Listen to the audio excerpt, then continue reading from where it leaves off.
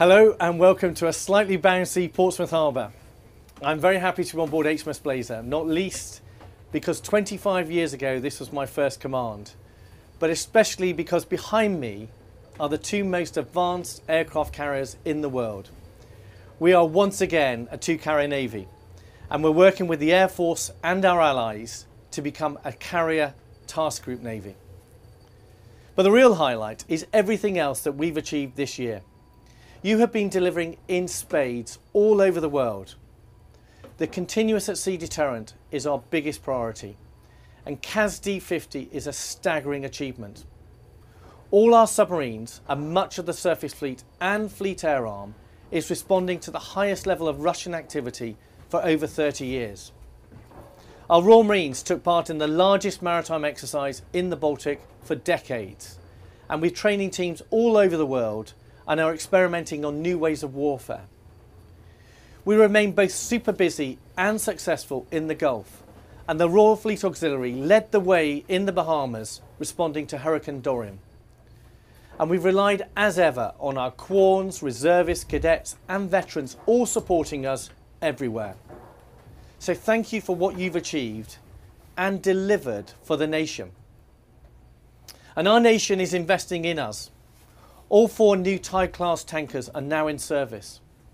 So are the first 2 of 5 Batch 2 OPVs. The Dreadnought build is progressing. The first steel has been cut for the Type 26, and we've signed the contract for 5 Type 31 frigates. Our Royal Navy is growing for the first time in 70 years. And all of this is a great platform for 2020. Because we're going to shift as a Navy with some bold changes to really fulfil our potential. We will focus on strengthening in the North Atlantic. We will become a carrier strike Navy. We will grow the Future Commando Force with more modern commandos. And we will establish forward presence with more ships around the world. And we will embrace technology and innovation. And some of the bold changes are as follows. We have to do more to make the front line the best place to serve. Recruitment is already up by 20%. That will start to make an impact, and that's why we're still promising to focus on 100% crewing of generating units from April. We will change the shape of the Navy. We will reduce the size of Navy Command Headquarters with fewer Admirals and 1-stars and look again at who really needs to be there. The Surface Flotillas will merge into one. Heads of fighting arms will be 1-stars other than CGRM while he drives the Future Commando Force. And any positions that we free up will be invested in the front line. And we are going to try and double crew another Type 23 or Type 45. Naval bases will come under the Fleet Commander, as will operational sea training. The aim is to strengthen the operational link of both maintenance and training. We need to get better in both areas. And I want to drive down decision making to the lowest appropriate level to give you more responsibility and more freedoms. We said we would empower you in 2019. We didn't. And we're going to do far more in 2020. One small step is the Navy app.